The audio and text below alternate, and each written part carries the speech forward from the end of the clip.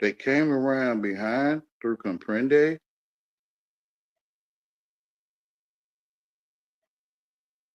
That's what I was being shown, and I asked. They came around behind through comprende.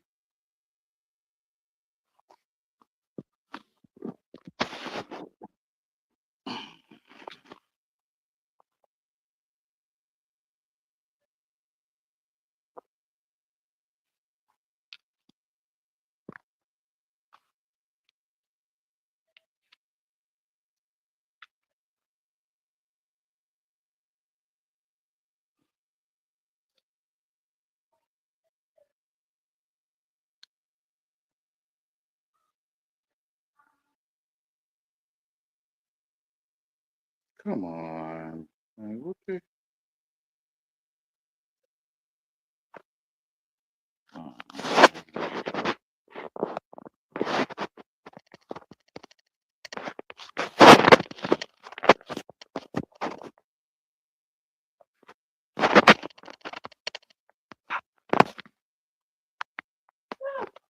What is?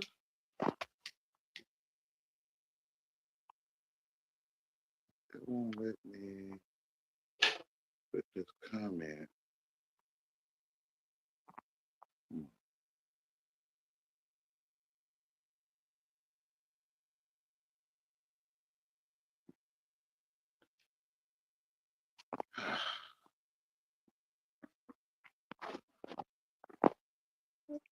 It won't let me put this comment.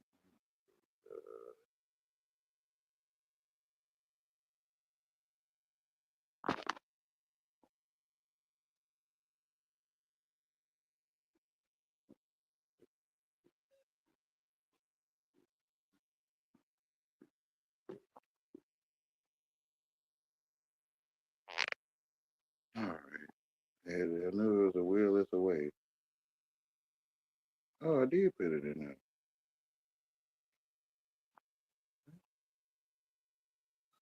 Oh no, it's the same comment. Those two comments are all in one.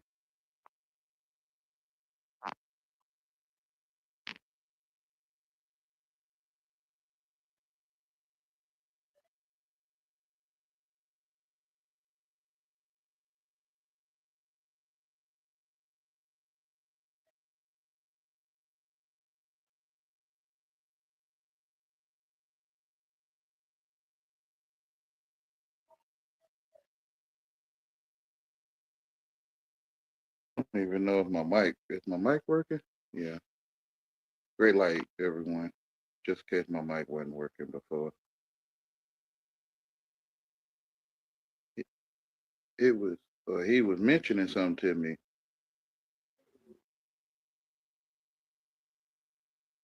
Man is mine. Insertion of V2K is just that. Insertion of a man. But the question is, where is one giving permission? They sometimes say no mean yes, or one is saying yes somewhere with something, but believe one is saying no. You must seek it out and rebuke it. Demand is maybe related to demon, demon, demand, hint, hint, nudge, nudge, wink, wink. Much love to you all. So he was mentioning it to me, and I asked the question. They came around behind through comprende. So how can I say this without um he'll give me the words to say, but I didn't meditate on this. Um the Constitution, right?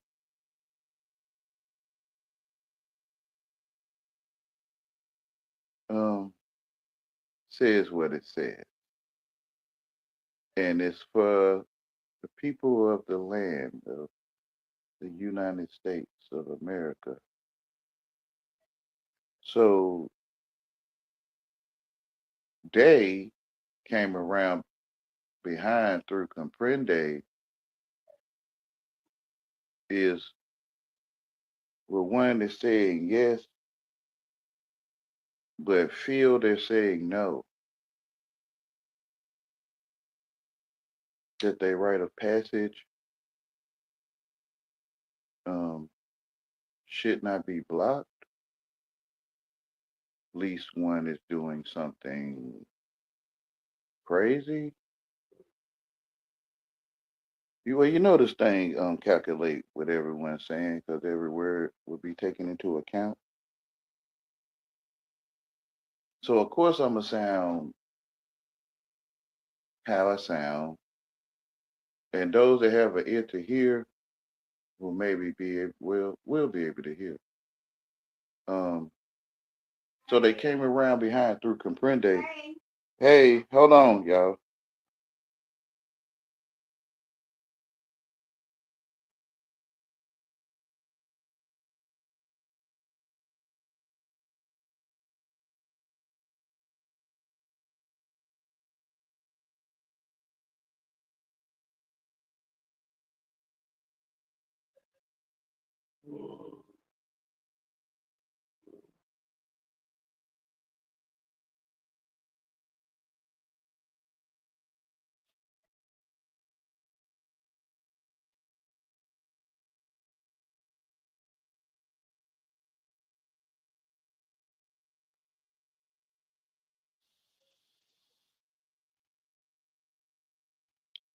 I'm back.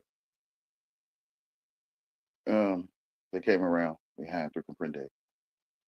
Um,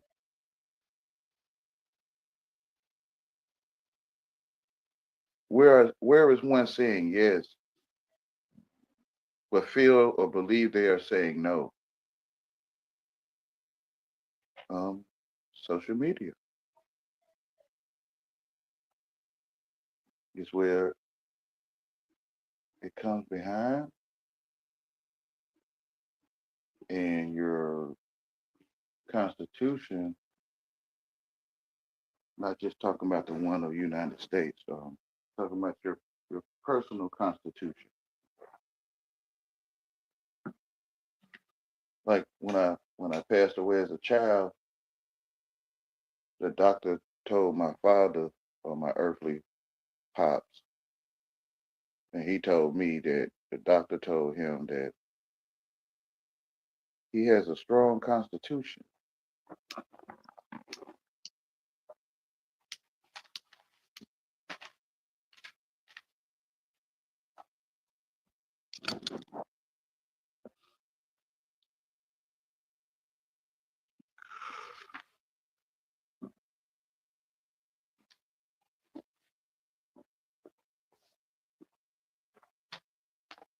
I'm getting my dictionary. Don't remember the words for it, but I got the feeling for it.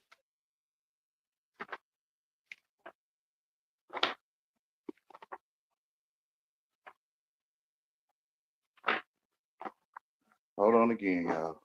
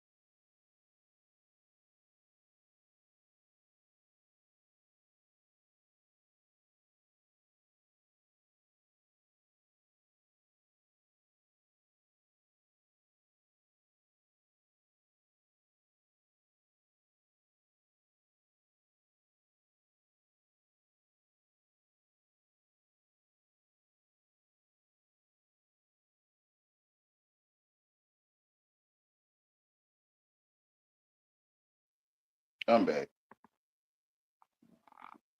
I was looking up the word constitution.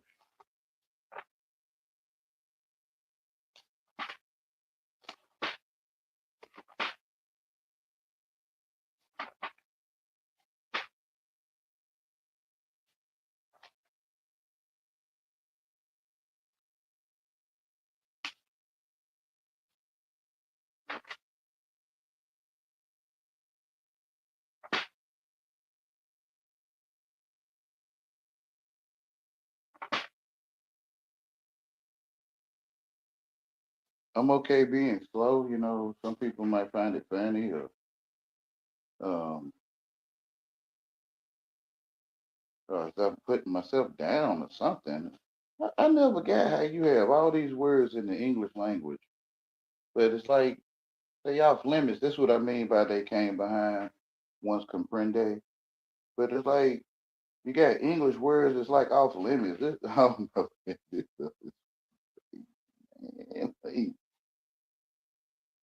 I'm like, well, those words are sending emotions to people that that feels that they have this emotion for that word. But isn't language an art? Like one that spells to me.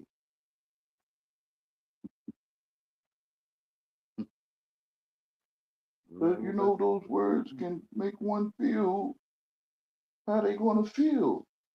That don't sound like magic to you?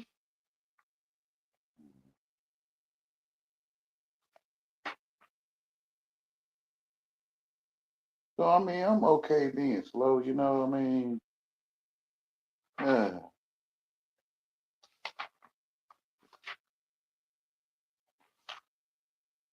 but I guess that's what I'm saying. The world, man, the ways of the world is foolishness to God. Foolishness to me too.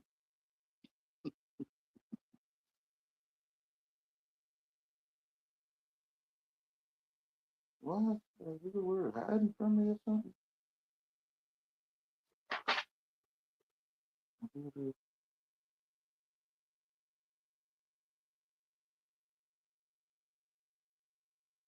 Maybe I'm just blind for a moment. Okay, Constitution. The act of constituting, a setting up or appointing. Number two, the composition, the composition or makeup of a thing or appointing.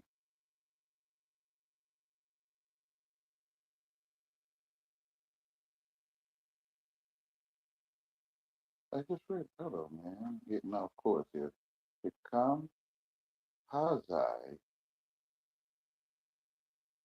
constitution, the fundamental law and principles that normally govern the operation of a state or association. Also, a document recording such laws and principles.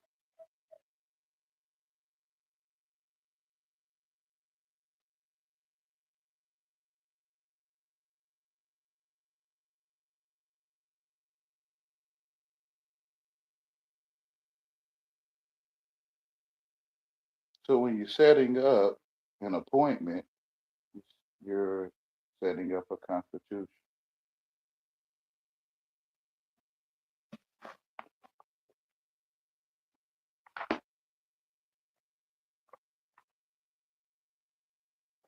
So setting up an appointment to go to school is a constitution.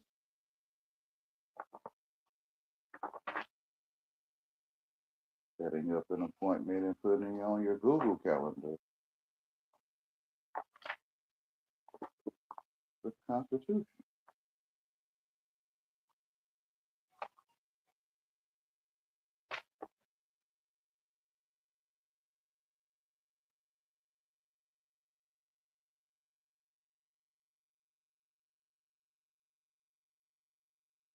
Yeah, if you're still there, Timberland,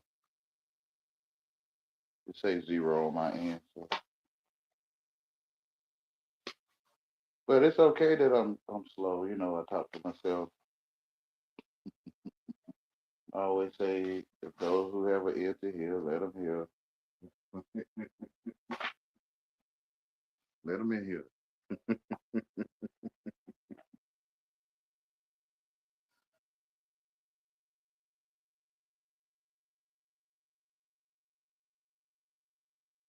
And my other dictionary, constitution, is a constituting.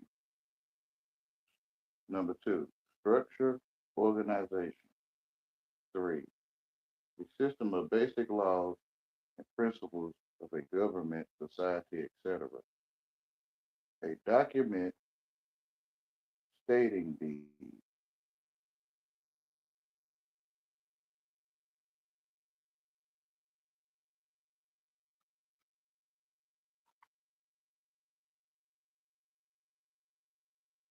it came around behind one behind through comprende. Like,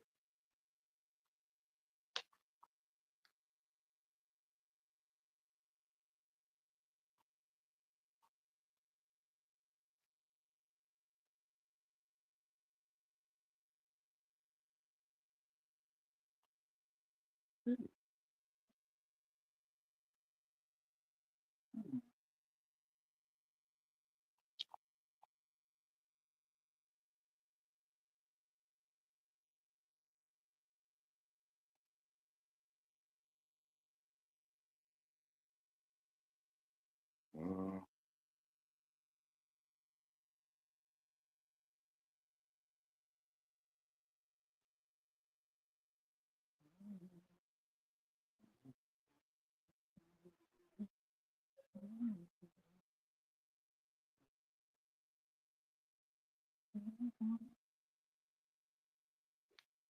oh, what did I do?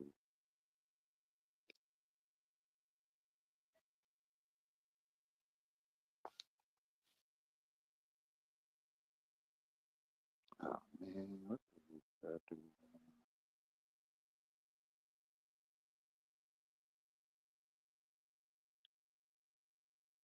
Doing too much.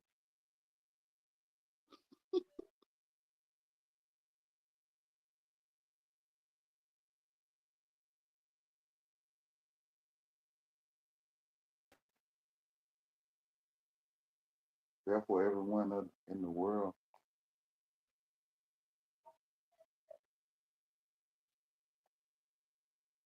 like from country to country, may have similar terms and agreements when they get on social media. May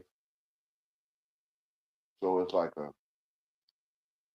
law of the social media, which is a constitution.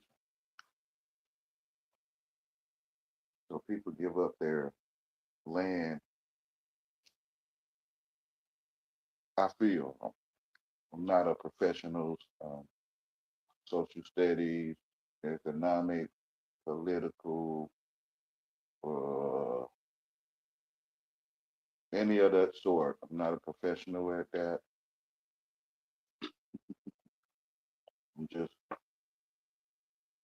asking the question. They came behind through comprende.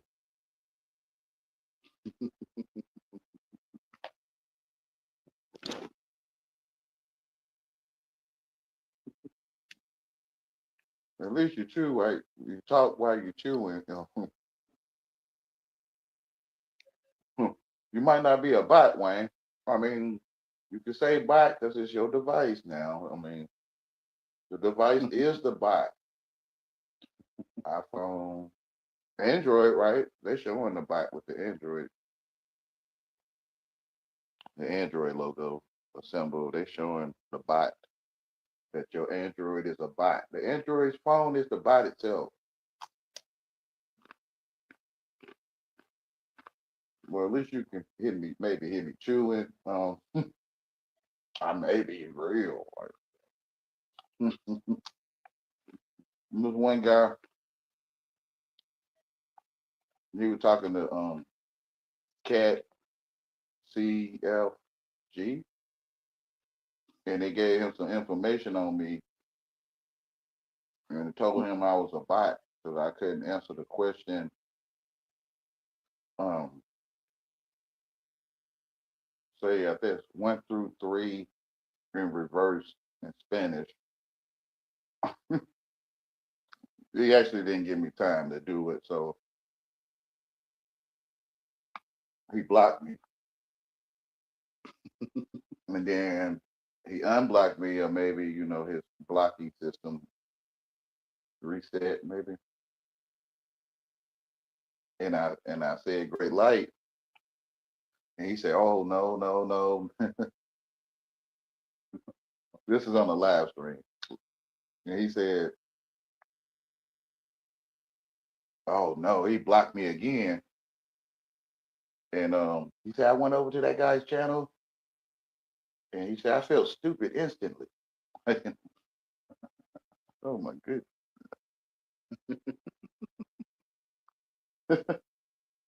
Hey, wow. People telling themselves what I'm saying, and I guess it's a chamber, a section in their mind that they maybe don't go or think about.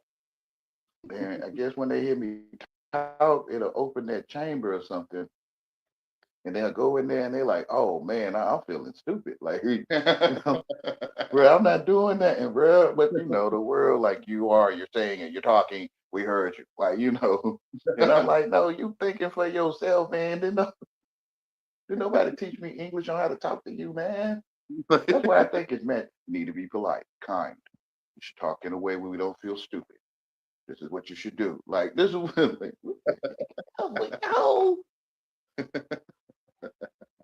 It's like they ears in my throat and or my mind too. And I'm like, okay, let me adjust here, turn up down, turn down here. Like and it feel like people begging me, man. It feel like the world begging me. And it's like I just won't do it right. And they start getting frustrated, mad, pissed off, aggravated, irritated.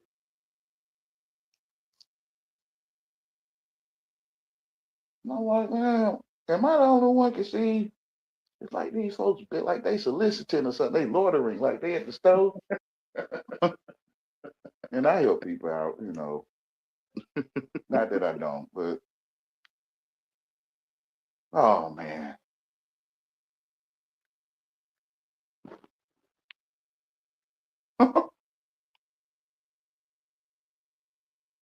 Like we don't want to get how you look at things. We just need you to see. We need you to see and talk the way our brain needs it. And I'm like, dang, bro, y'all for real? You don't find that it's more comfortable when you talk the way we need. For you, to me, I'm sitting here putting stuff together like, man, like I'm making a cake to look pretty for you. Oh, he's the best caterer in town. Like, man, whatever. Man.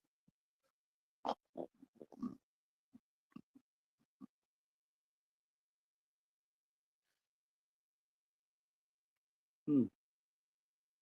I put some chocolate sprinkles on the cake, and they say, "What's that?" I say, "That's dirt."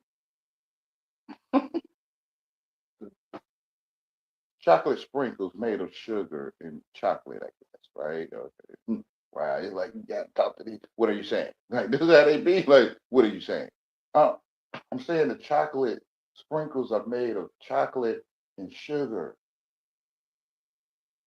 That's all I'm saying. Wow. Why do you call it dirt? I mean, so you can do all what you're doing, man. It's sad. It's like you got a remote control. It's sad, but then it's not sad.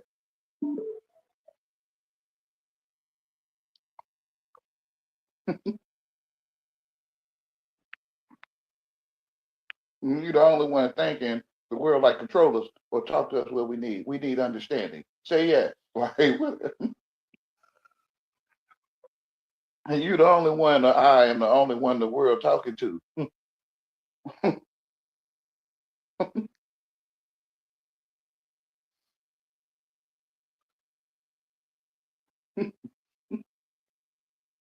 We need. Why can't you? Oh my goodness.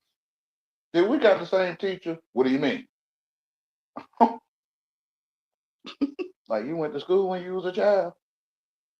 'Cause I don't know who was a child. 'Cause y'all just popped up like something called grown folks or something. Like you just popped into my senses grown. Like I don't even know if you. Of course, it's common sense. Everyone's a child before.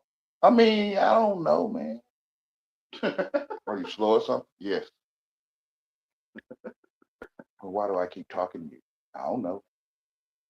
I'm thinking you're gonna keep getting something slow. I don't know. But you can see it when you're the only one, right? Like they begging you to control them.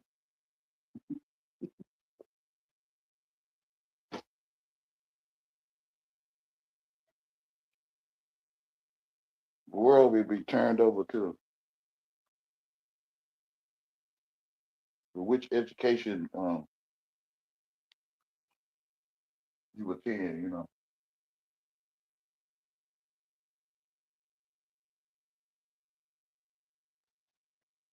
So they going around begging for supervision over you for me. And it's like they become the supervisor because it's like when they come in the room, it's like here come the supervisor. Like so it's like you don't have to pay it no mind. You can end up supervising the supervisor. Here come TZ. Here come you know, here comes Sir Drop. Like here come the supervisor. Hey man, put that out, put that down.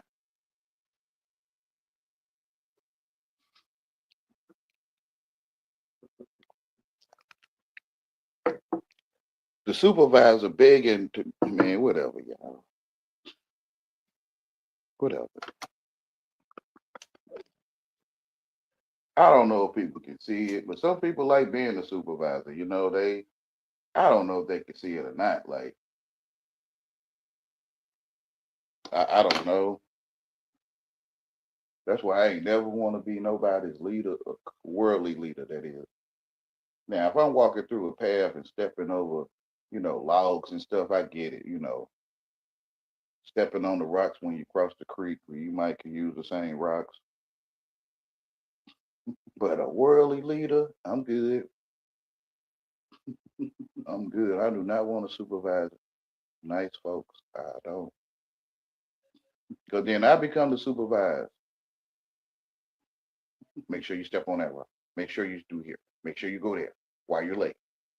I caught you. Late again. You're going to beat this up. I'm good, man. Where's your life? Like, you out here supervising other people. Like, where's yours? And if that's why you a supervisor. People probably just get out of line. They late. They take an extra minute, and you pop up all that questioning and stuff.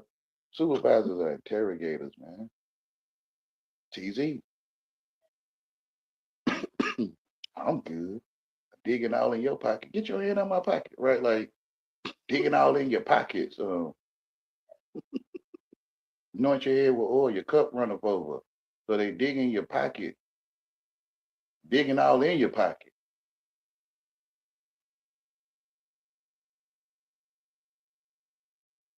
Well, they come around behind through comprende.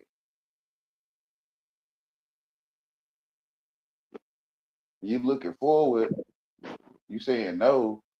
I mean, you saying no, but the answer is yes, right? And well, no, I don't want. But your service and term agreements, you say yes. So through your agreement with the service term, it's like you can't say, you shouldn't say. Um, it's what they call it, the jab, right? And unalive, and what else they be covering up? Like your is that the First Amendment, the freedom of speech? Like one of your constitutions, like mm, How was they gonna do it? How else was they gonna do it with you? Mm, Wayne, the guy was saying you trying to who you trying to get approval from? None of you, man. All of y'all of the world, aren't you? I'm talking to myself. Like in truth, right? In truth, yeah. In truth, it's this way, but of the world, it's like, well, we can hear you. Like you hear me. Yeah. Where am I? I don't know.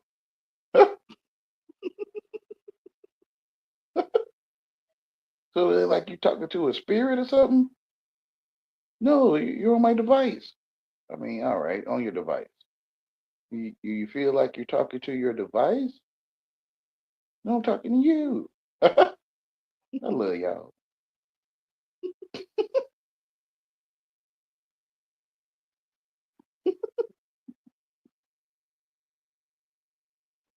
Lord knows.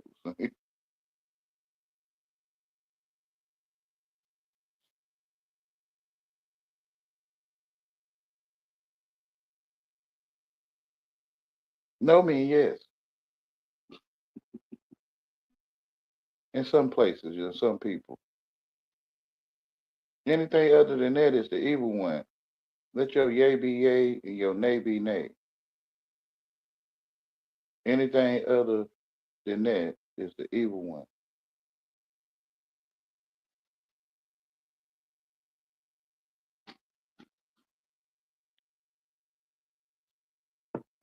So through my journey of having an experience on the YouTube platform, um, YouTube street, some would call it, or jungle. I found these many creatures. Man is also known as a creature by definition, y'all. But you know when you're saying this on YouTube, so we have thousands of words, but some of them are off limits. Oh yeah, what the heck, man? Like, so what you blocking the English language partially? Like you got partials on, some of your teeth missing, and you know it's amazing this English sector of wherever this is. We're gonna have all these English words in the English language, but they are off limits. Oh yeah, like why you got them? So you can't say them. Oh, okay. That's probably why it's called definition. What do you mean? I don't know. I'm not English, and I think you know I'm not English.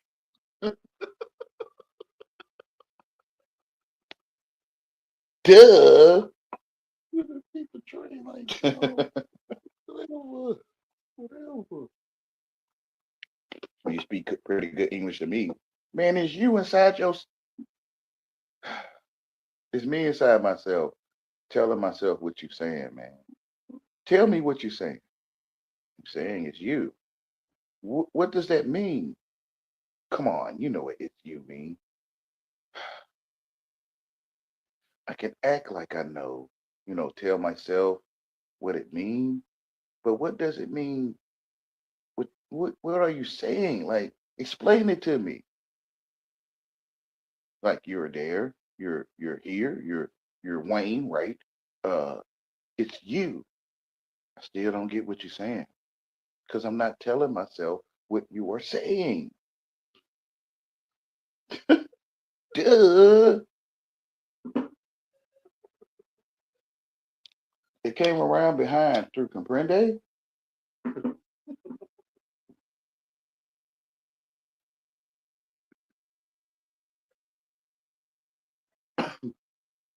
Oh, so I've been rehearsing with the world like a long time, and over there, like it's a over there, and the way I talk, they talk back with me the way I talk. But over here, I mean, it's also over there. People outside of the policy, um, of the world, like office workers and stuff, people that's outside of that got a whole different approach or lingo than those that are in the office area. So in the office area, I could talk to them, and it's like a smooth sailing conversation. But over here or there, it's like, bruh, like it's obvious that these folks is begging me to control them, and it's like they don't get most of nothing I'm saying, even though they get it, but they want. It seems that they want their mind in the trash, what I call it. So when I say AS, they go in the trash. If I say BUT, they'll go in the trash. If I say what's that one where they went in the trash? That gay only means happy. They went in the trash.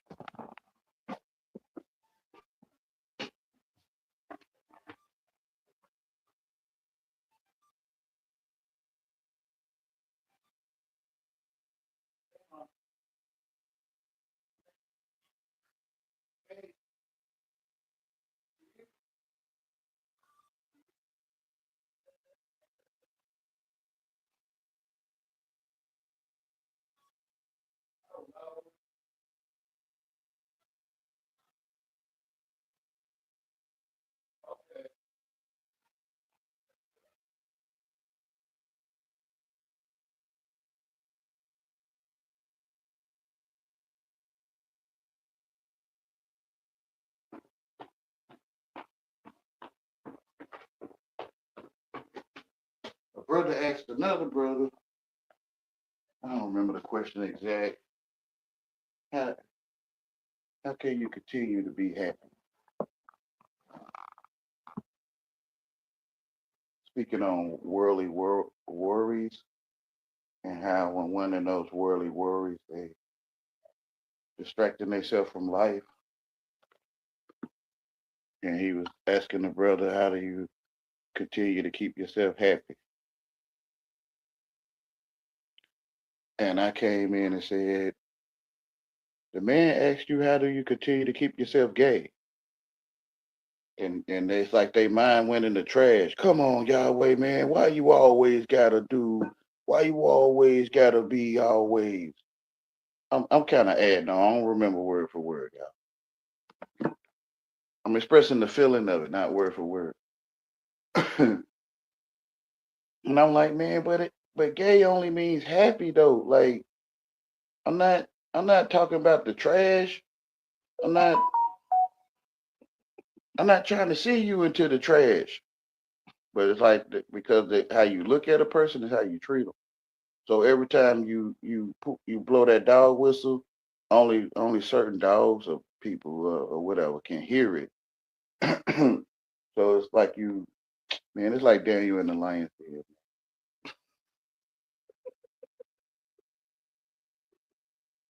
So they'll start wanting to chew you out. Like I don't know why this stuff don't seem like it make people happy. Like whatever, y'all. So they'll start chewing you out.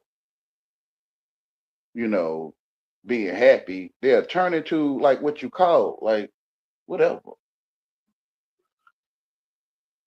like metamorphosis. But it's only I guess only in the mind. I guess it still look like TZ. I guess, but the mind transformed like a metamorph. And like I think I'm in the dumpster now. Like when you talk, I get in the dumpster. Why? Like, oh my goodness, bro. You think you in the dumpster, bro? Yeah, I heard you saying dumpster talk, and my mind went straight to the dumpster. And I'm like, dang, bro. You know, people got dumpster. You know, companies got dumpsters, and they don't put trash in it. They'll put like their product, materials or whatever, kind of like a. Well, you probably call it trash. But the recycling center, they'll put the cans in the dumpster, but it's a product, I guess, to them. Yeah, but you don't have to go where you gonna start. It's like exorcism. Like where you'll start throwing up, and your head spinning, and your bed, your obedience is shaking. You start acting bad, which is happy. I mean, I know this YouTube thing, this AI be like, well, he's saying bad is happy. No, what I'm saying is gay only means happy. And YouTube thing, you got already got all these little definitions and stuff. But bad also mean gay. I know YouTube, Google, you already got these definitions. You already know that it's in there, you know, according to Google, whoever put it on there, that bad means gay. And gay only means happy, right? So whatever, y'all. So they'll start turning happy whenever I talk, like they mind just go straight to the dumpster or something, to the gutter. They call your mind in the gutter, I guess. They might just straight go to the gutter. And I'm like, wow, this stuff is amazing. Like, I'm really not trying to send you to the gutter. I'm not talking about a gutter. I'm talking about it only means happy. Like, he asked the man, how do we continue to keep yourself happy? Yeah, which is gay. No, that's a different context. No, I'm not talking about the different context. I'm not talking about that. I'm talking about it only means happy. It's amazing, bro. You can send people places you don't even want to send them. It's no mean yes, right? I'm not doing that. Yes, you are. But I'm not doing it. Yes, you are. You are doing it. But I'm not like no mean yes to the world, like to me.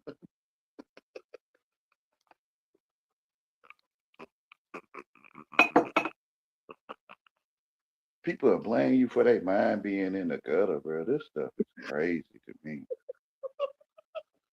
My mind went in the gutter when you talk. But you don't have to though. But you were saying go in there. No, why you listen? You don't even listen to me. I mean, you do kind of like in the background, like you are listening to me, like because I know you're not gonna realize I'm not saying it that way. I mean, I know you're not gonna point out to me that you realize. Um, so in the background, you saying, Wayne, I'm finna act like I'm in the gutter when you talk, when I can just simply go to it just mean hey. Yeah, I could just simply go over there, just simply see that. Yeah, yeah, that's what I'm saying. I think you can. I don't know. I love y'all though. I gotta just love you. Lord knows, bruh. You come to Earth and English actors in I don't know, English people might can see through this. They might, I don't know. I guess the English actors they can see all kind of whatever they see, like, and it's like we're gonna act like you didn't come to Earth and you weren't born in England, and you think you learned things with your teachers, and you probably really don't know what anyone is saying. We're gonna just ignore that, like as if you are English. Like, oh yeah, I think I defeat that case just by I guess I don't need to prove it. It's obvious I'm not English from England. So how could I ever really truly know English? Lord knows. Seems like you know it. Man, I heard people talking, I think on TV. I heard the TV talking and I just copied it. Reading rainbow, reading rain. I can't see anything. I just heard that stuff, and then I say to you, like in the low down, a low tone, I can see anything. Whatever. Seems like you're talking good English to me. Man, I watch Reading Rainbow, and I just mimic my mouth. It sounds like I'm talking to you, don't it?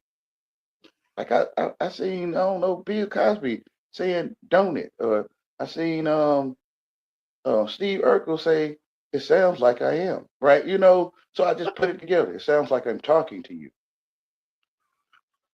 It's sad, bro. It's amazing. There's no way a person can sit there and just hear people talk and don't know what the heck anything means. All right, man. I'm slow, bro. Like I had to find a way to try to tell you that I am slow, just like you can see. Like kind of like I'm making sense with you or something. I mean, or not. Yeah, I can see that. Yeah. Y'all trying to act like all the slow people went away or something. Like y'all acting like all the retarded people disappeared or something.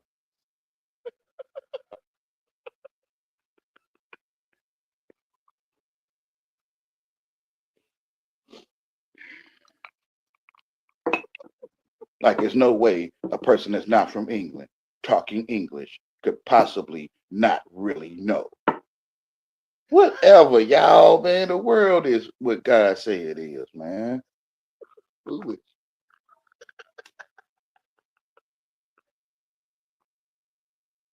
just can't just go there and see that you're not English. And it's what's the use in doing any of this with you, Wayne? That's what I was hoping y'all would do a long time ago. I don't know. Like, you don't like talking to slow people? No. So why do you do things you don't like? You came over here. Okay. Do you know this device I'm on is called my device? No, I never heard of that. No, what I'm saying is I purchased the device, brother, and I would say my device is in my pocket. It feels like I do be talking to people like they nice though. You feel what I'm saying to you?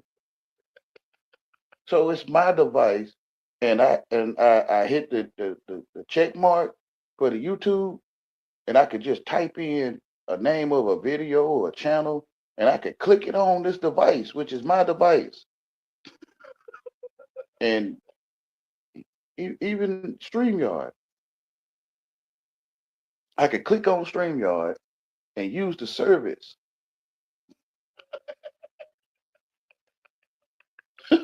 I love y'all, man.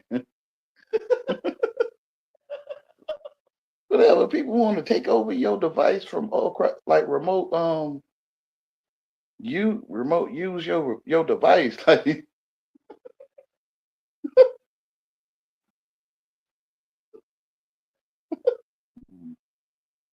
so I think I could click on these little images. There ain't no mechanical buttons there, but and it'll like pull up StreamYard or something. mm, Seems simple to me, but I don't know.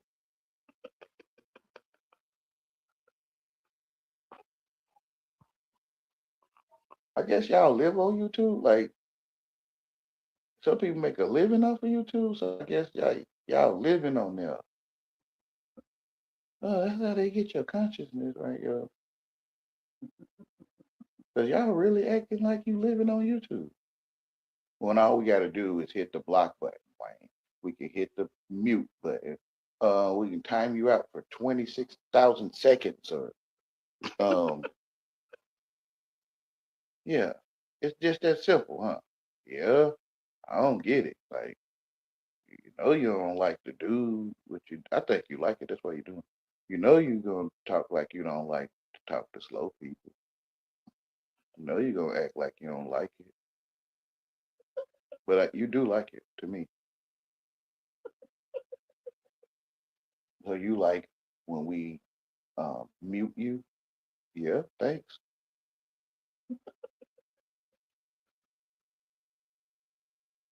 Who would wanna who would wanna be outcast or exiled or probably no one, but I guess when they realize why, then they like to shoot, thank you, Lord.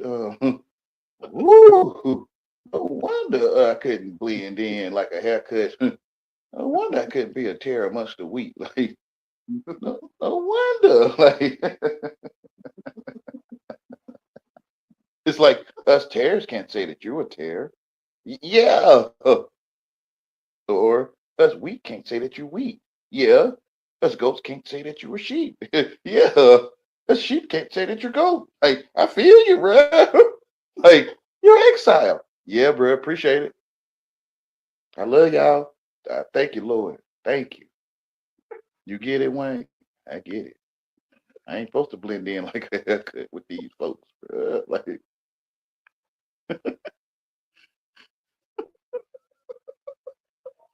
We're against the grain. You're against the grain. Hey, thank you. Hey, Wayne, I think I want to come over there with you. Hey, bro, if you can see it, bro, you can see you not accepted. You either offend God or offend the world, bro. Um, if you was of the world, they'll take you in and love you. And since you're not of the world, I chosen you out of the world. The world dislikes your content. Feel what I'm saying? My timer to my thumbs down just like disappeared. I don't know if it disappeared for everyone, but the counter, the number counter, or the timer, how many dislikes, it's like it disappeared. Like it I don't know though if it's for everybody else. Maybe I click some options or something and forgot or just clicking stuff. Don't know what I'm clicking.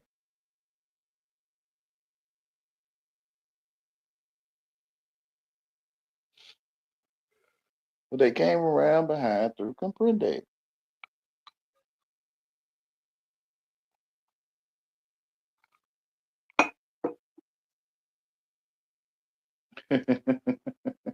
I gotta laugh though, cause as I act out these characters, I'm like, what the heck am I doing? You talking to a slow person. They know that they slow. Yeah. Why don't I just help you? That's what I've been saying. Like you get mad or something. Hey, like you get mad because I just can't quite get how you live or how to talk like you or I just can't quite get it. Like I think I need to feel the orange to know I'm feeling an orange, I guess, in my hand. Hmm. Like how y'all know what people saying? Like how you know what I'm saying to you?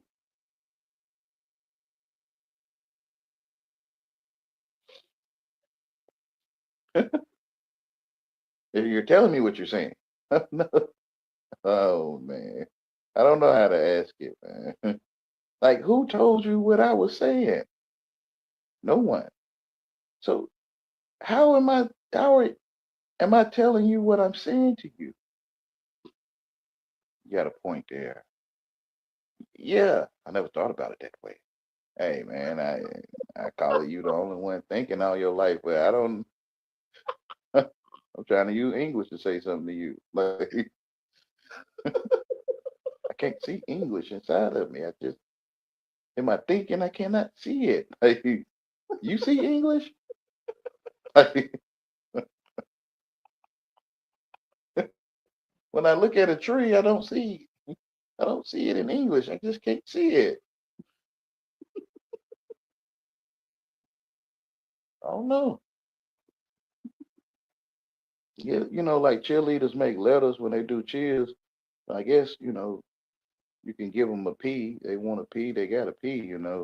So I guess that's how you saying all the letters, I guess. I don't know. We're called people. I mean, when I look at you, I don't see it though. Like your head is a P. Well, they call it P head, P brain. I guess they telling me that we're a P, Wayne. Okay. So you're an E too? E is for everyone. Okay. You're a O. Oh, okay, I think I can kind of see it now. Why y'all call yourself people? Telling these people who I come through with dang on something. It's like you talk like you come through with something. That's what I'm saying, bro. Like why y'all call yourself people? That's what it's called. But where you get it from? Why is your mouth greater than what you are? It's not. Like so how can your mouth tell anyone what you are if your mouth is not greater than your whole body? I mean, aren't you standing right there though? Like,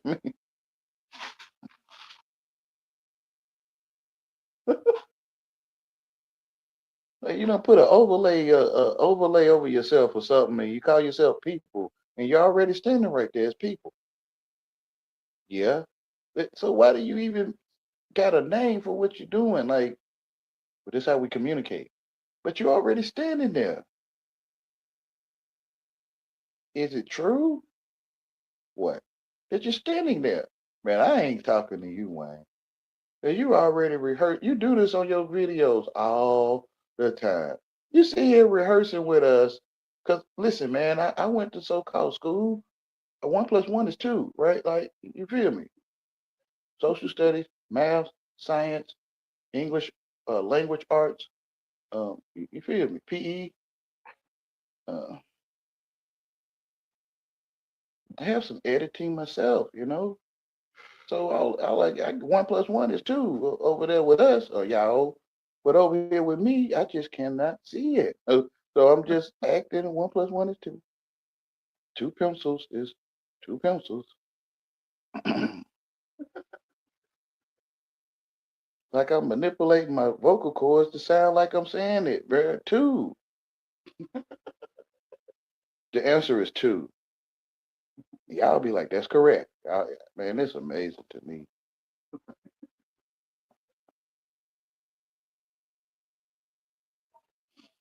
My ways is not your ways. You figure out they're giving up their rights. Where do you come from? The womb. Oh, okay. Say words that you consciously aware of. I guess they call the tunnel the womb.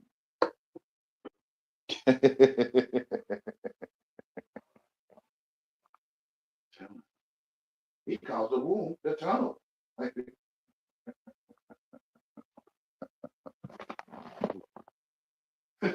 wait, there's no way you're acting English. There's no way, right? Like, there's no way I'm acting English, man. Yeah, can't.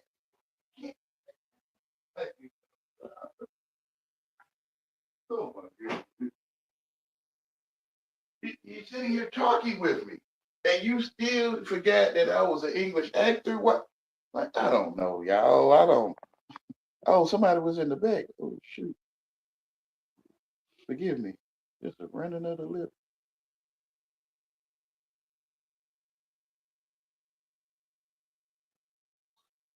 Great light, bro. Greater light, son. How long you been waiting? Now, forgive me if you was long waiting. I don't know.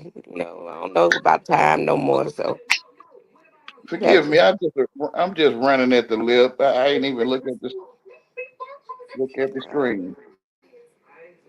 How are mm-hmm. you? You How running are at you? the lip.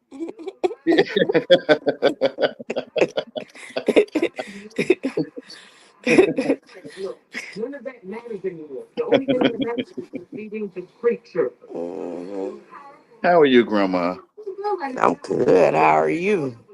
I'm great in the light of Father. How?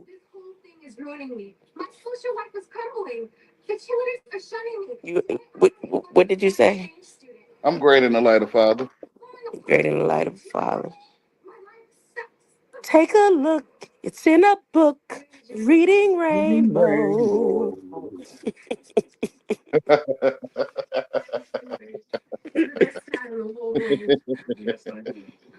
Mm. You sound intelligent to me. Hey, bro. I watched Tom Brokaw for Peter Jennings, bro. Like, Mm-mm-mm.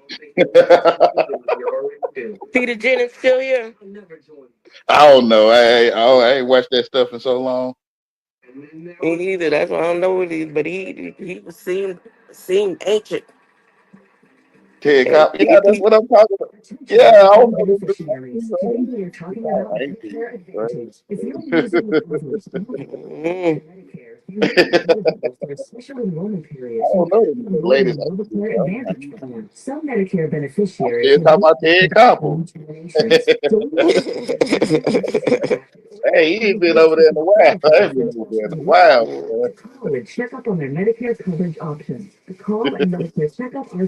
Yes, I'll be in there. yeah, they probably named the TEDx after him. Huh? Probably. Who knows? Who knows? Mhm. I was looking for the remote to turn the volume down in the background. Can't find it. Yeah, take your time. So if you hear a lot of laughing, the, it's not what I'm. Well, I do watch it sometimes, but my wife and kids. It's Yeah. on in the background. Oh, that's what the Wayne brothers. Hmm. Okay, I kind of remember. The Wayne's brothers. Yeah, I kind of remember that show. Wayne's World, huh? Hey, I'm the only one to mention it to, right?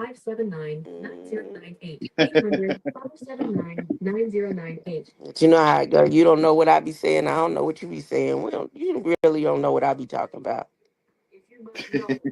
Yeah, I'm telling myself what you're talking about. Are we doing it running, running at the Running at the mouth, lip. Running running at the out the mouth mouth? and running at the You lip. say running out the lip.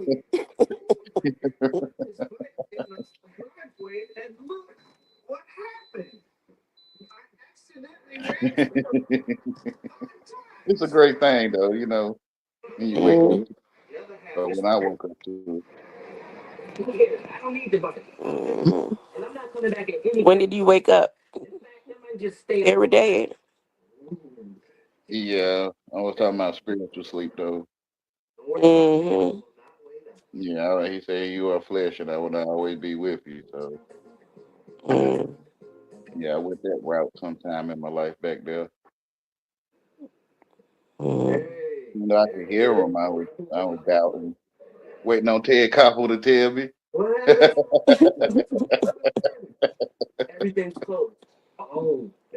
Tell. Well, Ted Koppel told you, Wayne. Who gonna tell you Mm. what Ted Koppel telling you? Oh, you? Yeah, I'm already telling you. Mm. Oh,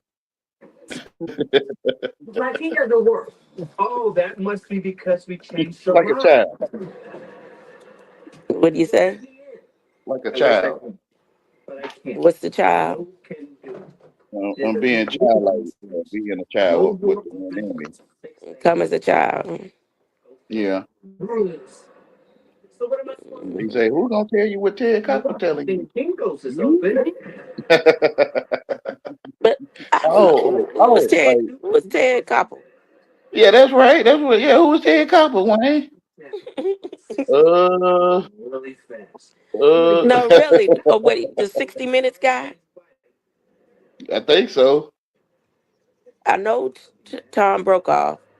I I know think he Peter did 60 Jennings. Minutes, and he did regular whatever ABC, one of them. Oh, okay.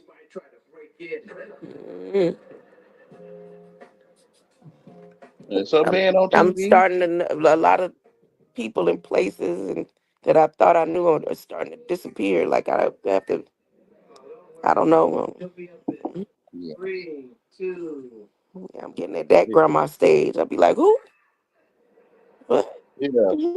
It's kind of like when you meet, you gonna meet everyone in existence because you're the only one to meet them. So And some of them, I'm be like, I don't know you. I never knew you. Who are you? I never knew you. it's right. My brothers in my. It's the only one way to know somebody.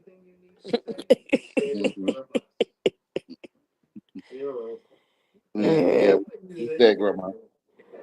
It's only one way to truly know somebody, right? Yeah. Mm. They say, well, according to Genesis, and Hmm. they knew each other. Two men Hmm. can't really know each one another unless they Sodom and Gomorrah. Yeah. Yes, ma'am. That's the new word for it. It's the old Yeah. word, but that's the only way you could do it. It's politically correct. Yeah. Yeah. That's why it was written that way. So dumb. That's right. Mhm. Go more. Uh, Gamora. I wouldn't know how to break down words like this if it was for you and Huey P. Yes, ma'am. But we was in a chamber in your mind, and we reminded Mhm. you. Yeah. Thank you for the memory. You're welcome, sister. Thank you for receiving it. Mhm.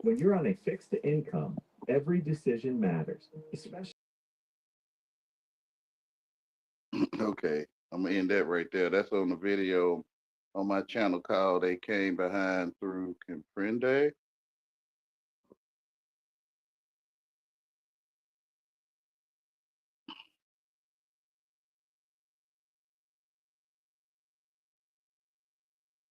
Let's see.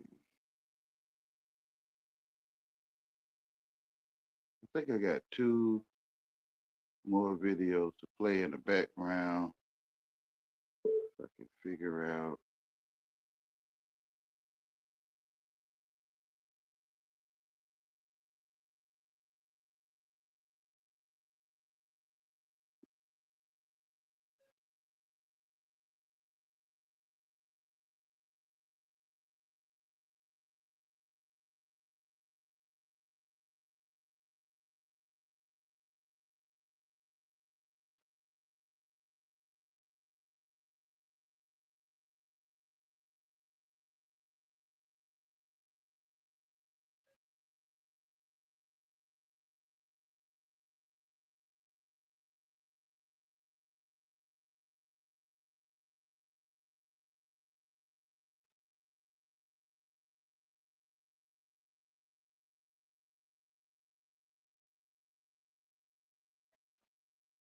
You didn't hurt them, and still they hate you.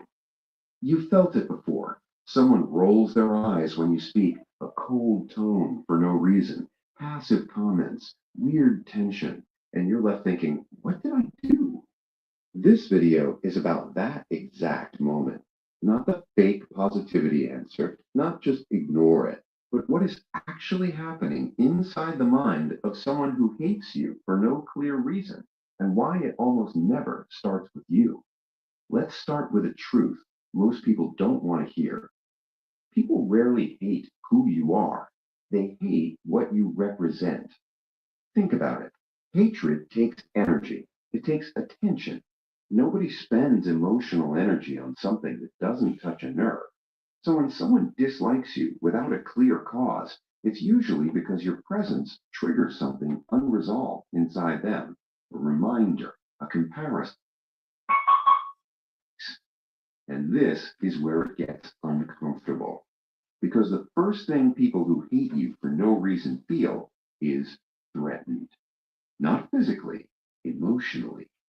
You might be calm when they're chaotic, confident when they're unsure, authentic when they're pretending, or simply existing freely in a way they don't allow themselves to. That contrast creates tension, and the human brain hates tension. So instead of looking inward, they look outward and assign blame. That blame becomes you. Let me tell you a simple story. Imagine two people in the same room. One is quietly doing their thing, focused, not loud, not trying to impress anyone, just solid. The other person watches them. At first, nothing happens, but over time, small thoughts creep in. Why are they so comfortable? Why do people listen when they feel heavier than mine? Those thoughts are painful, so the brain looks for relief, and the fastest relief is judgment. They're fake. They think they're better than everyone. There is something off about them. Hatred is often self defense. Psychologists call this projection. It's when someone takes a feeling they don't like in themselves and throws it onto someone else. In simple terms, I feel insecure, so I'll say you are the problem. Studies on social comparison show that people feel the most discomfort not when someone is wildly better than them, but when someone is just close enough to compare themselves to. That's why hate often comes from peers, coworkers, friends of friends, not strangers on the other side of the world. Now, here's the part most people miss. People who hate you for no reason often feel inferior. Admitting it would mean facing the truth that something inside them needs work, and that's scary. So instead, they flip the story. They tell themselves you're arrogant, lucky, manipulative, or undeserving. Anything to protect their ego. Ego protection is powerful. It can twist reality. This is why logic doesn't work with these people. You can be kind, quiet, mind your business, and still feel that invisible hostility. Because the problem isn't your behavior, it's what your existence highlights in them. Now, let's go deeper. Another thing people who hate you for no reason feel is exposed.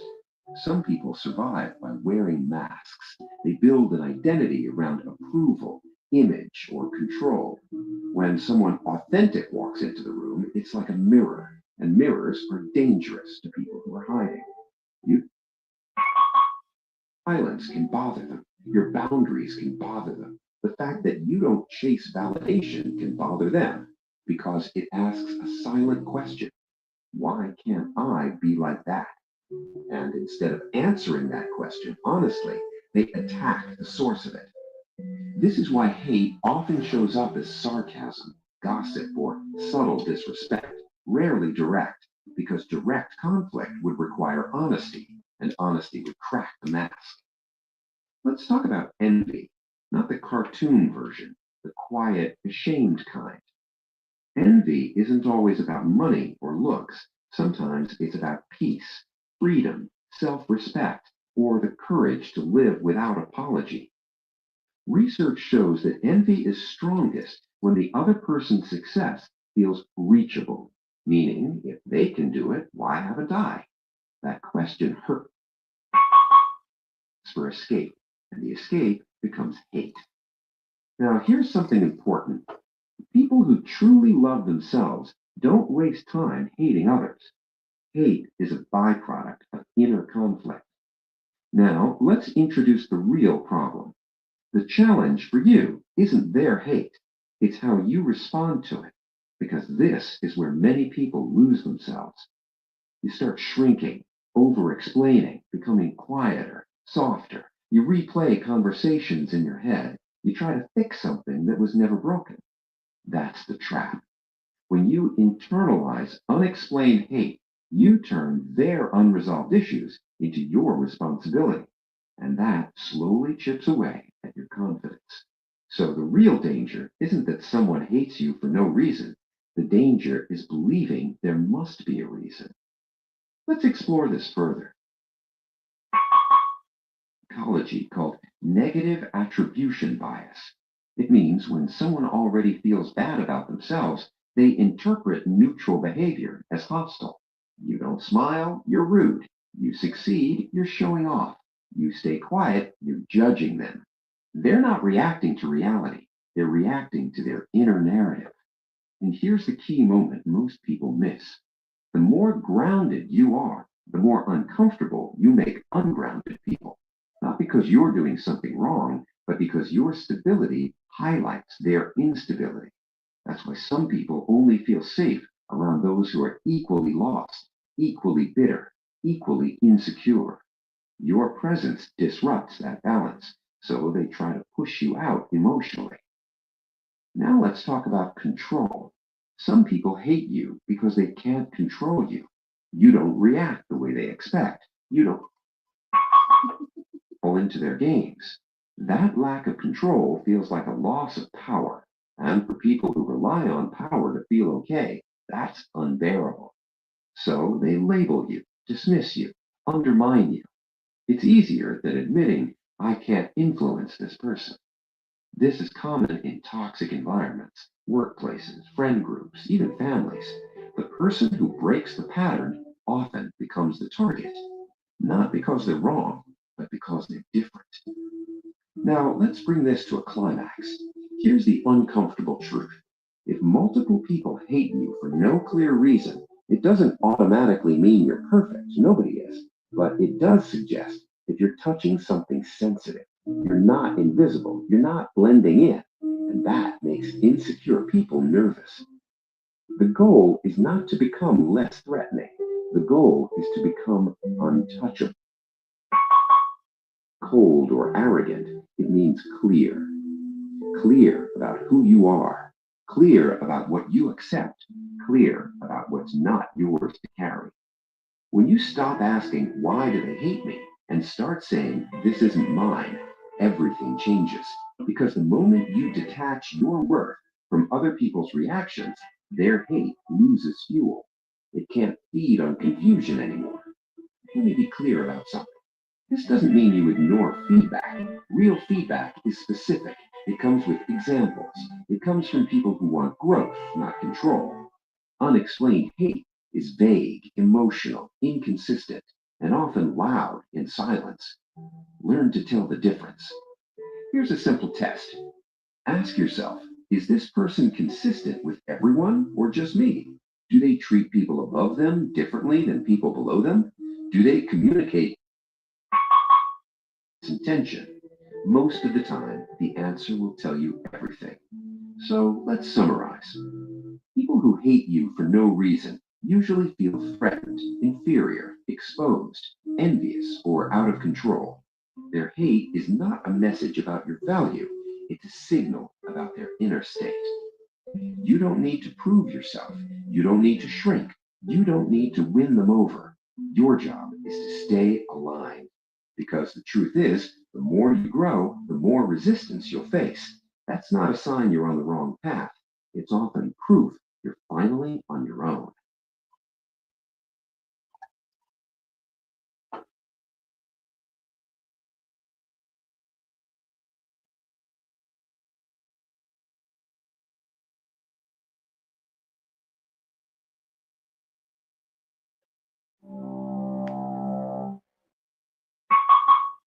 Your boss is talking about synergy and optimization for a project everyone knows will be forgotten in 3 months. Your co-workers nod along, pretending this matters. They're performing engagement, performing interest, performing like their souls aren't slowly dying in this fluorescent lit corporate tomb. And suddenly, something snaps. You see it. Really see it. The whole thing is theater. Everyone's acting. Everyone's pretending. Everyone's playing a role they hate, but can't admit they hate. The cheerful receptionist who greets everyone with fake enthusiasm while counting down the minutes to 5 p.m. The ambitious colleague who talks about passion for the company while secretly sending out resumes. The manager who pretends to care about work-life balance while texting you at midnight. It's all performance, all of it. But here's the thing that changes everything. You can't unsee it. What happens when you realize the world around you is one giant... Can't go back to pretending. What happens when seeing the truth means you can never belong to the lie again? You're about to discover why awakening to society's bullshit is both a gift and a curse, and why the man who sees through it all becomes a permanent exile. Stage 1. My name is Adam Ferrari, the Chief Executive Officer of Phoenix Energy.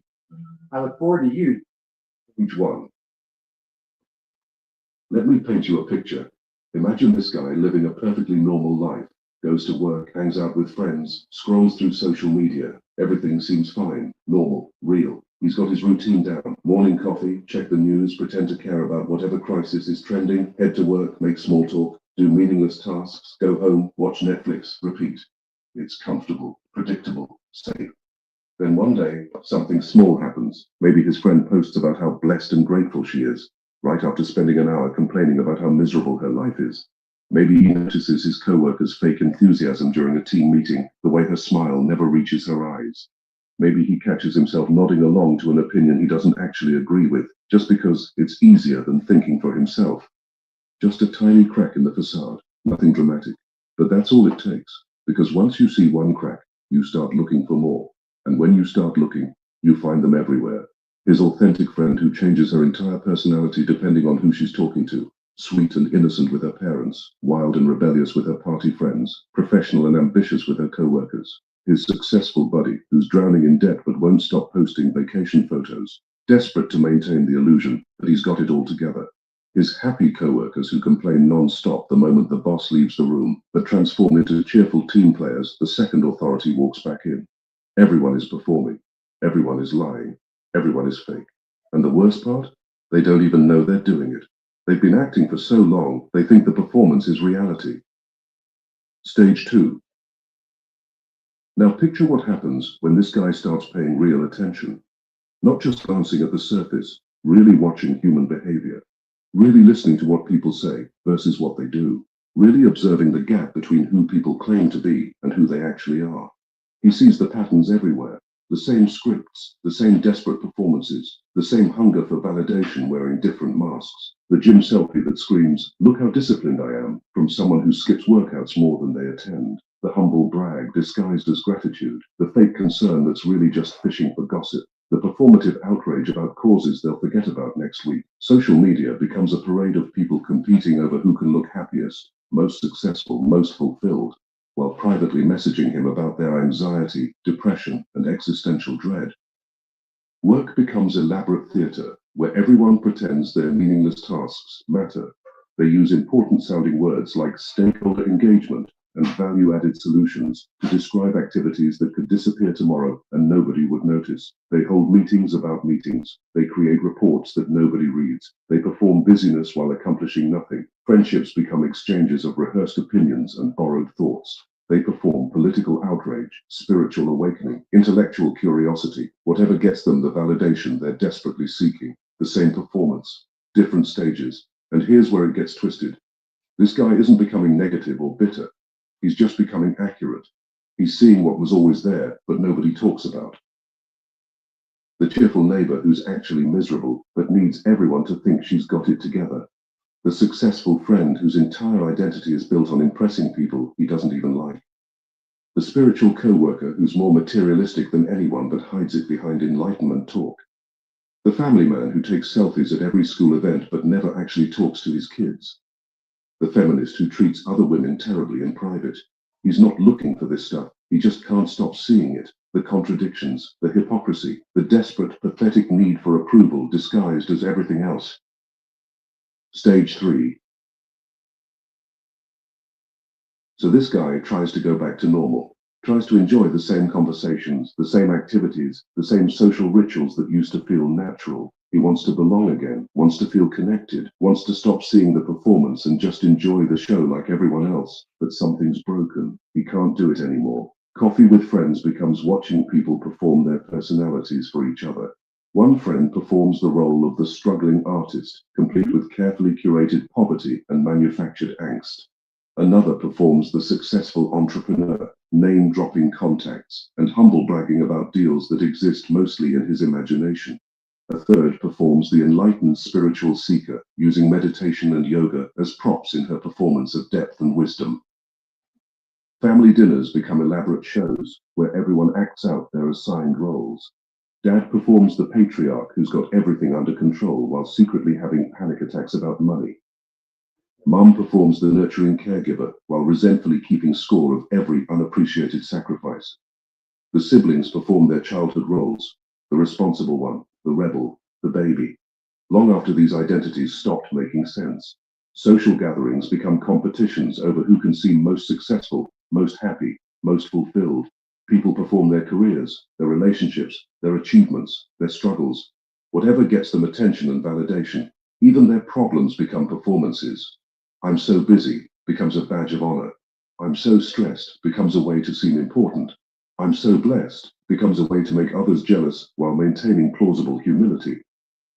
The same world, completely different experience. He tries to play along, tries to laugh at jokes that aren't funny, tries to nod at opinions that make no sense, tries to care about drama that's completely manufactured. But every time he does it, something inside him dies, because he's not just participating in the performance anymore. He's betraying his own awareness. He's choosing comfortable lies over uncomfortable truth. And that feels like betraying himself at the deepest level. That's when he realizes the horrible truth. Once you see the strings, you can't enjoy the puppet show. Stage 4. Picture this guy trying to share what he's seeing with the people around him, trying to hint that maybe, just maybe, some of this stuff isn't real. trying to point out the obvious contradictions, the clear performances, the desperate fakeness that seems so visible to him now. Big mistake. His friends think he's being negative, not negative as in pessimistic, negative as in threatening their worldview. Because if he's right, if what he's seeing is accurate, then their entire reality is built on lies. Their relationships are performance. Their achievements are meaningless. Their happiness is fake. Their identity is borrowed. Their life is a lie. His family thinks he's going through a phase. He'll snap out of it. He's always been too sensitive. He thinks too much. They treat his awakening like a mental illness, something to be cured rather than understood. His co-workers think he's becoming unsocial. The guy who used to laugh at their jokes, participate in their gossip, pretend to care about their meaningless projects. Now he's quiet, distant, not buying into the collective delusion anymore, and that makes them uncomfortable. Why can't you just be happy like everyone else? Why do you have to analyze everything? Why can't you just go with the flow? These aren't questions, they're demands. Demands to return to blindness, to stop seeing, to stop threatening their comfortable illusions. Because if what he's saying is true, if their relationships are performance, their achievements are meaningless, their happiness is fake, then their entire life is a lie. And that's too terrifying for most people to face. So they reject the messenger, push him away, call him crazy, and prove his point in the process. They're so invested in the performance, they'll attack anyone who threatens to expose it. The awakened man becomes dangerous, not because he's violent or destructive, but because he's accurate. And accuracy is the enemy of comfortable lies. Stage 5. Here's where the real isolation starts. This guy realizes he's living in a completely different world than everyone around him. They see connection. He sees performance. They see people bonding over shared interests. He sees people bonding over shared delusions. They see authenticity. He sees acting. They see someone being real and genuine. He sees someone performing realness and genuineness. They see meaning. He sees distraction. They see important causes, meaningful work, significant achievements. He sees elaborate ways of avoiding the fundamental emptiness of their lives. They see community. He sees conformity. They see belonging and togetherness. He sees a herd of scared individuals desperately trying to blend in so they don't have to face themselves. He's alone in a crowded room, forever. And the worst part? He can't explain it to them. Because to understand what he's saying, they'd have to see what he sees. And if they could see what he sees, they wouldn't be them anymore. They'd be like him, awake, aware, alone. It's like being the only person who can see color in a world of people who are colorblind. You can describe it all you want, the beauty, the vibrancy, the complexity, but they'll never really get it. Their brains literally can't process what you're trying to communicate. Except it's worse than that, because colorblind people know they're colorblind. They know there's something they're missing. These people don't know they're living in a performance.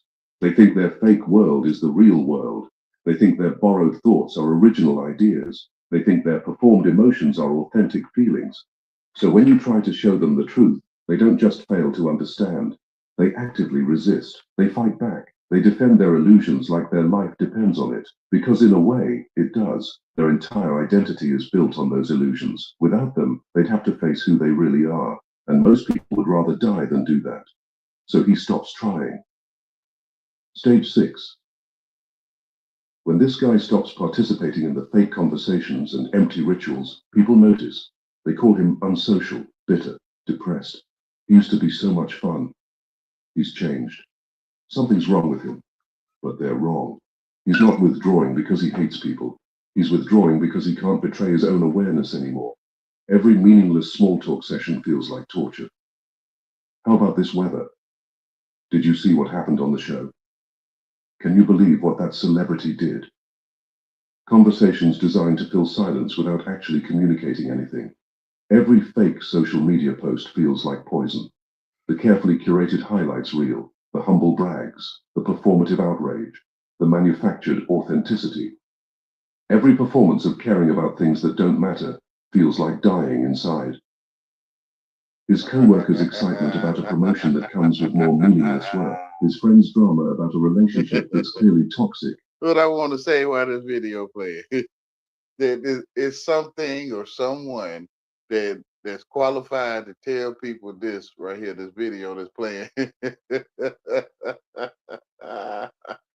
Like I would tell my loved ones that the preacher, he can talk down to you and he can bring up your past, and you will enjoy the service. Or not, or not, or not. But yeah, like qualified folks, like this character, probably an AI voice, who knows if the person wrote it themselves, or the AI wrote it. Yeah, so this video is a qualified entity to tell people about themselves.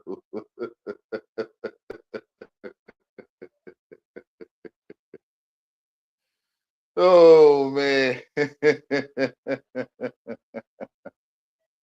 You talk like this, then you are qualified to tell the people about themselves.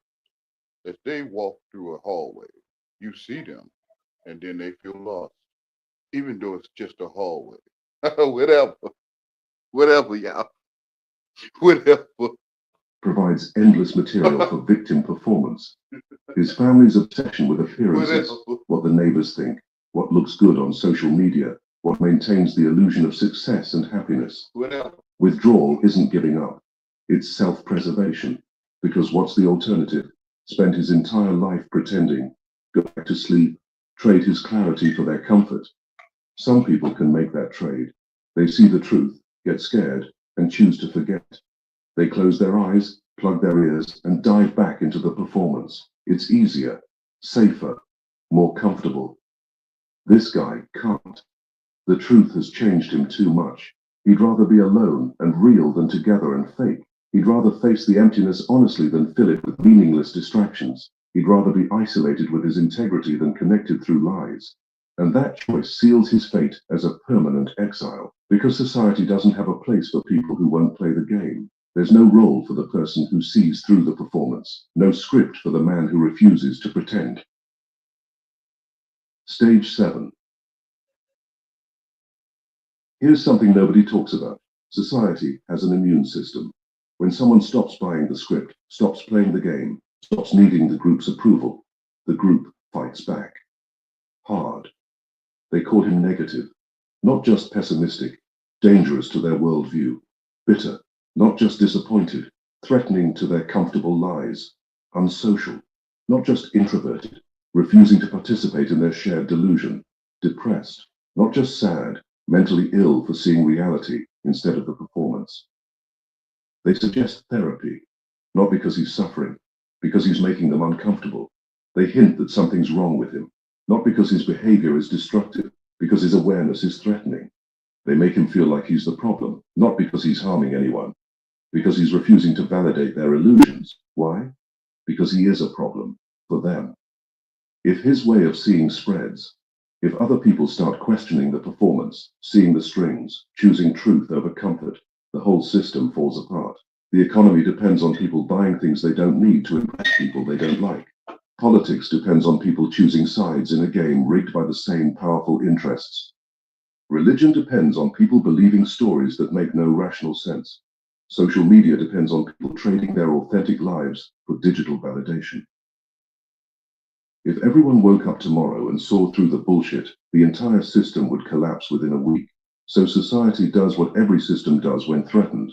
It tries to eliminate the threat, not through violence, that would be too obvious, through isolation, through making the awakened feel crazy, wrong, broken, through convincing them that the problem is with them, not with the system. The message is clear: conform or be cast out, join the performance or be labeled defective. Most people get the message and conform. They see the strings, get scared of the consequences, and quickly look away. This guy doesn't. Cowards. He'd rather be cast out with his integrity than accepted for his performance. That's Stage right. 8.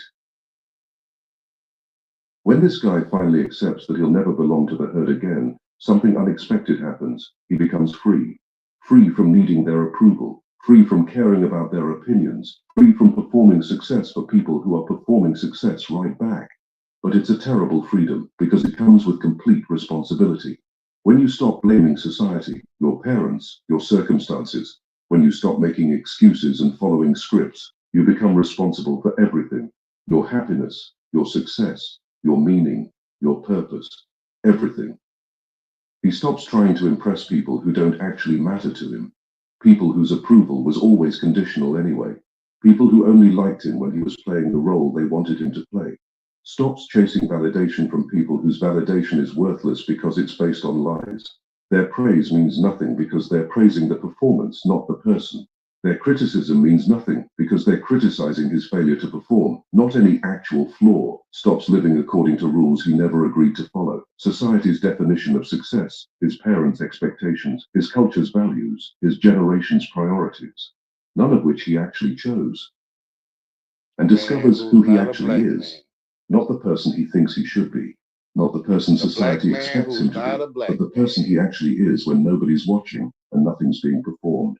His actual values, his actual interests, his actual personality, his actual desires, not borrowed ones, not performed ones, actually his.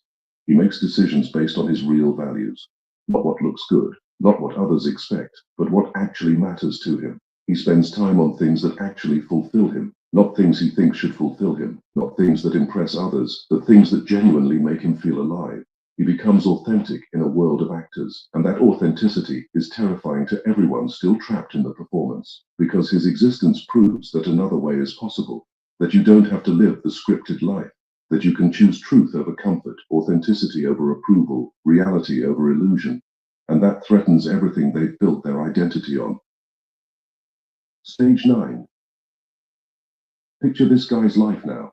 He's not trying to fit in anymore. Not trying to belong to a group that was never real anyway. Not trying to make sense to people who live in a different reality. The few people who can handle his authenticity become real friends. Not many, but real. These are people who've either gone through their own awakening or are naturally authentic enough to recognize and value it in others. Quality over quantity, depth over breadth, truth over comfort. He builds a life based on what actually matters to him instead of what's supposed to matter. Maybe that's creative work that doesn't pay well but fulfills him deeply. Maybe it's relationships that are messy and complicated but real. Maybe it's causes that actually help people instead of just making him look good. Maybe it's simple pleasures that society deems uncool or unsuccessful but bring him genuine joy. He says what he actually thinks instead of what people want to hear. Not to be contrarian or shocking, but because lying has become physically painful, because pretending kills something inside him, because authenticity, even when it's uncomfortable, feels better than performance. He does what feels right instead of what looks right, makes decisions based on his internal compass rather than external expectations, chooses relationships that nourish him rather than ones that look good on paper, pursues work that aligns with his values rather than just chasing money or status, lives in a way that makes sense to him, even if it makes no sense to anyone else. Is he lonely? Sometimes. But it's a different kind of loneliness. It's not the desperate loneliness of being surrounded by people who don't really know you. It's not the hollow loneliness of being praised for a performance while your authentic self remains invisible. It's the clean loneliness of being alone with truth instead of together with lies. And surprisingly, it's better. Better than performing happiness while dying inside. Better than pretending to care about things that don't matter. Better than living someone else's definition of a good life. Better than trading your soul for approval from people who don't even know who you really are. He's found something that most people never find, himself. Not the version of himself that gets the most likes. Not the version that makes his parents proud. Not the version that fits society's expectations, but his actual self. Flawed, complex, imperfect, real. And he likes that person. For the first time in his life, he actually likes who he is when nobody's watching. Socrates knew this truth. The unexamined life is not worth living. Most people live unexamined lives. This guy chose differently.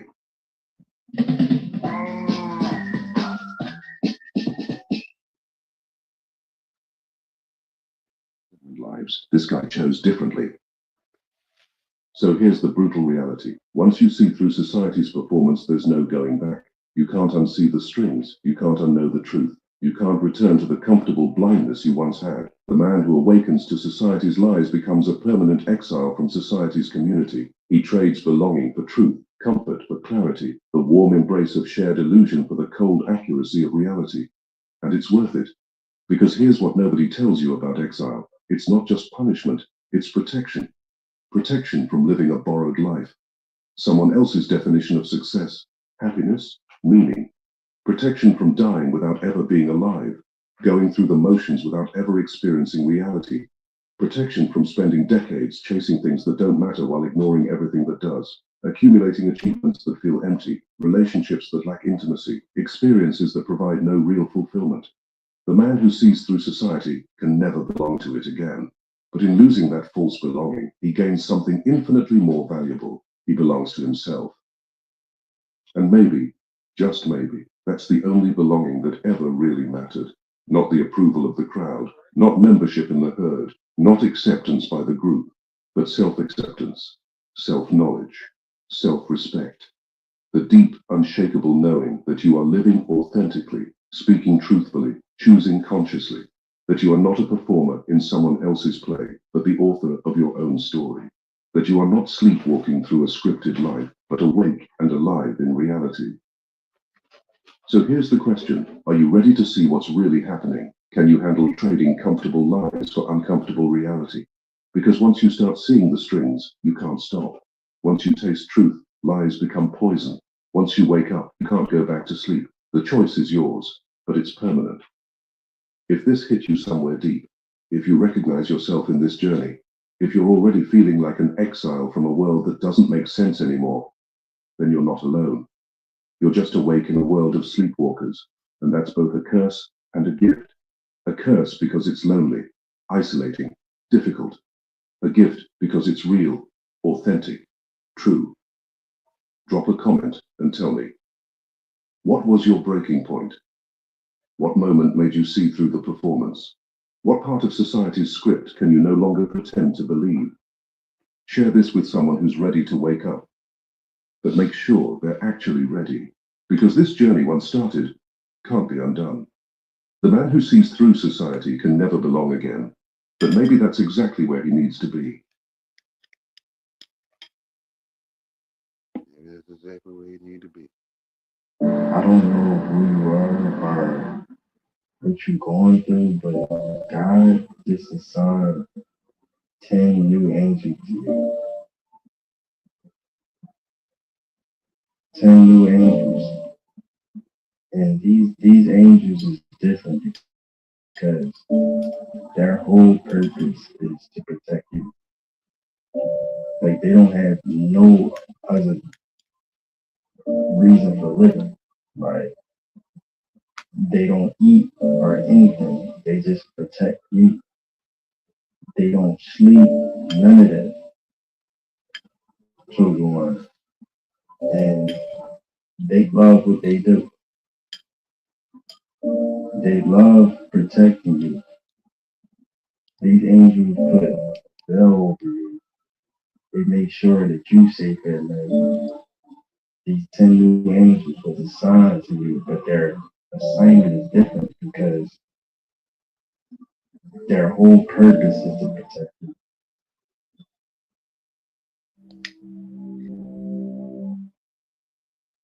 I don't know who you are or what you're going through, but God is assigned 10 new angels. See, the brain is like a computer, and the mind is like the internet. The NPC is like a computer that's not connected to the internet because they have no self-awareness. This is because they base their whole identity on what's happening outside of them. And instead of looking inward, they're so connected to the flesh that it separates them from the soul. See, the brain is like, see, what a narcissist will do is they'll get around you and start doing all this evil stuff, even if it's not to you. Their whole goal is to see what you let them do, to see what they can get away with. This is why they consistent with their darkness, so they can normalize this evil, sinister, wicked behavior. So when they do it, people could just think like, That's just them. Really, that's not just them. That's just evil. And they're evil. This is why they try to basically prepare you for their negativity. They try to normalize it. So people won't think they crazy or see what a narcissist will do is they'll get around you and start doing all this evil stuff, even if it's not to you. Their whole goal is to see what you let them do, to see what they can get away with. This is why they consistent with their darkness, so they can normalize this evil, sinister, wicked behavior. So when they do it, people could just think like, that's just them. Really, that's not just them. That's just evil. And they're evil. This is why they try to basically prepare you for their negativity. They try to normalize it. So people won't think they crazy or see what a narcissist will do is see the reason why they don't want you to have nothing is because they know it don't take much to make you happy. They know that. They know if you got peanut butter and jelly sandwich, then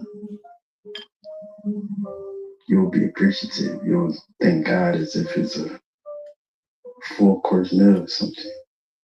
And this is why they want you to have nothing.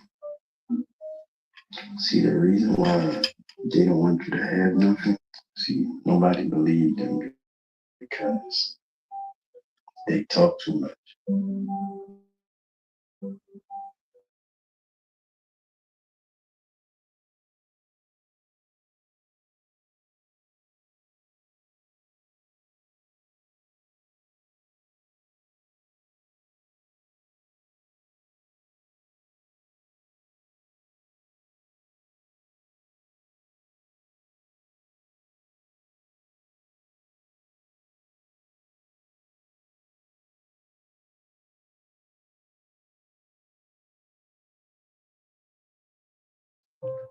That's why people that have a lot more than you came for you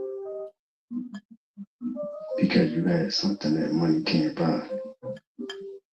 See, they never wanted to see you doing good financially because that's the area that they feared you in.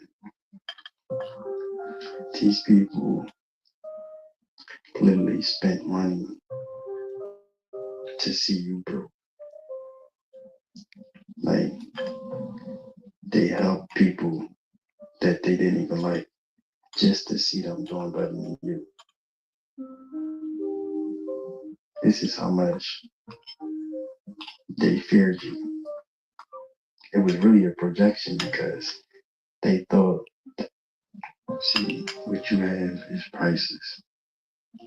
See, somebody around you is a psychotic, dangerous, bipolar person, and don't nobody see it but you. Don't nobody see it but you because don't nobody else want to. They only show you who they are because you threaten their superiority. They feel inferior around you and they hate it. See, somebody around you, you know you're good. You move quiet, calm, and confident. See, they literally lit a fuse beneath your feet and you danced above it. They threw you in shark infested waters. They threw you in a lion's den and you start patting the lions, became their friend. You know you're good. You move quiet, calm, and confident. See, They literally let a fuse through. See, you're perfectly aligned with God's plan. Whatever God want to do, you want the same thing too. God want to see change, and you want the same thing. This is because you and God is similar. It's like God is Cell and you're Cell Junior. Let me repeat that. God is Cell, perfect Cell, and you're like a Cell Junior. See, you're perfectly aligned with God's plan. Whatever God want to do, you want the same thing too. God want to see change, and you want the same thing. This is because you and God is similar. It's like God is Cell and you're Cell Junior. Let me repeat that. God is Cell, perfect Cell, and you're like a Cell Junior. See, you're perfectly aligned with God's plan. Whatever God want to do, you listen. I don't know who you are, but I can feel your energy and what you've been through. And I gotta ask you, how are you still breathing? Like how are you still breathing after fighting all those demons? How are you still breathing? You went up against a whole legion of demons, and you're still breathing. They plotted. They were scheming. They wanted you gone for no reason. So my question is, how are you still breathing? And how did you defeat a whole legion of demons? How much would it cost to see? A narcissist will say that they don't like something just because they know it means a lot to you and they can love it. They're just desperate to hurt you in any way possible. So they'll throw a low blow when they think the ref ain't looking. But you know what they doing. See, a narcissist, somebody is embarrassed of who and how they are. And they want to transfer this energy over to you. They have successfully done this before too. They felt some type of way and they came around you and you end up feeling that type of way. But now they can't successfully transfer their negative energy over to you because you're vibrating too high. Somebody is embarrassed. See, their comfort was built on the foundation of your chaos. Their comfort zone was sponsored by your confusion. Now you're waking up, seeing clear, moving different, growing in ways that they never seen coming, and it terrifies them. See, their comfort, think about it. Anybody who ever isolated you, they didn't want you alone. You wanna know who really wanted you alone? Satan. See, Satan wanted you alone because he's stupid. He know how isolation feels because God isolated him. And it made him mad and scared. So he think if he isolates you, that you would experience these same feelings. But instead, you experience the opposite because you use the power of God. He didn't. I don't know who you are, but you're going to invent something. You're going to invent something, and it's going to be something that the world needs.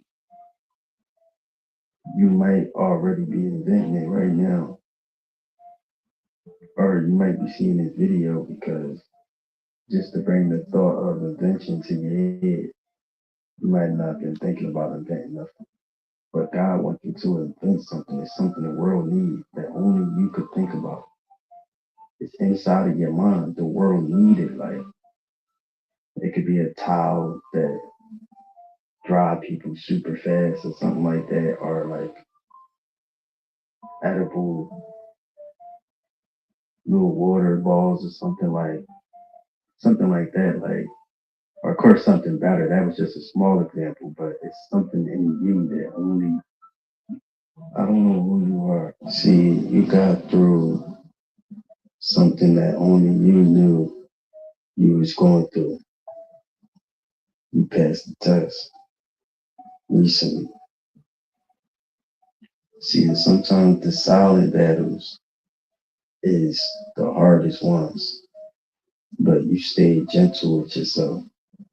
You handled it the way God would handle it. Quiet, calm, confident. God is proud of you. See, you got through. The reason why they attacked you financially is because they thought the chosen one was about money.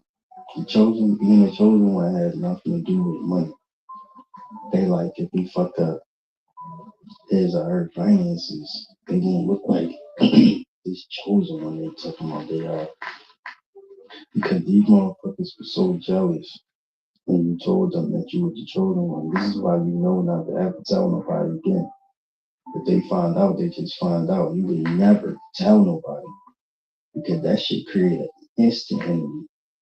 Like you could literally be telling somebody that you trust with all your heart. Like it don't matter. It's going to create jealousy if you actually tell them because people don't want you confident in yourself. They like, how dare are you confident in yourself? The reason why don't just change the mattress, change the whole bed, change the frame. Because the people that you've been with intimately on that bed, their energy is still clings onto it. It still lingers.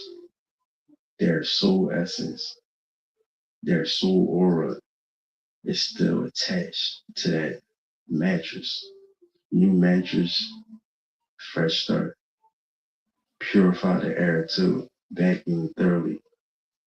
This is why sometimes you'll wake up with a cramp in your neck or something, or your back, because it's that past energy lingering.